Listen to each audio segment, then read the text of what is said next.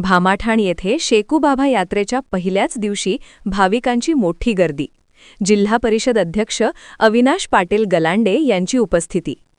शेकूबाबा देवस्थान यात्रेचा पहिला दिवस रविवारी दिनांक 5 एप्रिल 2026 भक्तिमय वातावरणात पार पडला. यात्रेच्या पहिल्याच दिवशी दर्शनासाठी भाविकांनी मोठी गर्दी केली होती.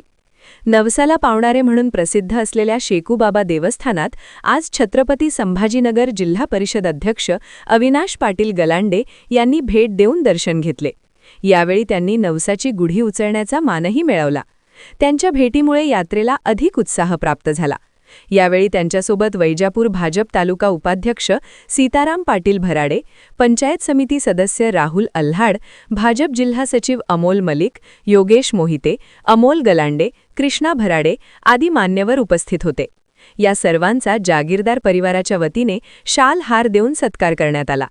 याप्रसंगी भामाठाण गावातील तंटामुक्ती अध्यक्ष गंगा बनसोडे, उत्तम बनसोडे, दिनकर बनसोडे, अनवरभाई जागीरदार, अन्सारभाई जहांगीरदार, निसारभाई जहांगीरदार, हरिभाऊ बनसोडे, चंदूकाका बनसोडे, हनुमंत मुठे, कैलास वाळे, किशोर बनसोडे, प्रभाकर गोडगे, लड्डूभाई जहांगीरदार, ताहिर जहांगीरदार, दिलीप नजन, हरिभाऊ मुठे, ग्रामसेवक प्रदीप असणे, भाऊसाहेब तसेच पत्रकार राजू काजी यांच्यासह अनेक ग्रामस्थ मोठ्या संख्येने उपस्थित होते.